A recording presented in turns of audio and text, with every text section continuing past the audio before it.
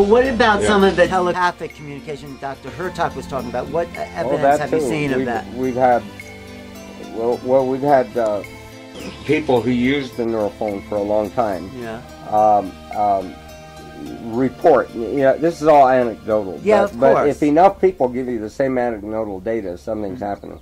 That it increases their intuition and ability to communicate intention, and because we sense a lot of things around us that are signals in our brain, but we aren't consciously aware of it. Right. And after using the Neurophone and your hemispheres get more coherent with each other, those weak signals tend to now become stronger, and you're able to pay attention to those things, and so you get more telepathic. Plus, we've had electronic telepathy with the Neurophone, where if you have a large audience and you have one person wearing the Neurophone, a lot of people in the audience can hear what he's hearing. But once in a while, someone way in the back of the room says, "I hear that. It's really loud inside my head."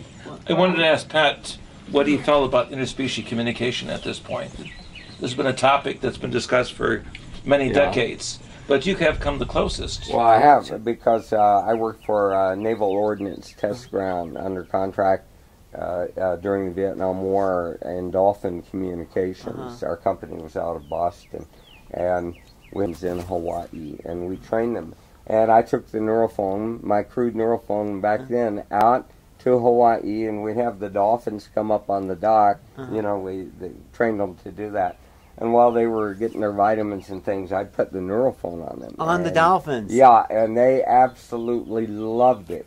They would get so excited, and then they'd be so happy they'd just go play around in the lagoon just like crazy because they loved the Neurophone. How did you put it on their heads? I just put it on their body, The electrodes? The electrodes. You took the electrodes something back then were about 2 inches in diameter. And I take the dolphin, and we kept the dolphin wet, so I had special electrodes for that.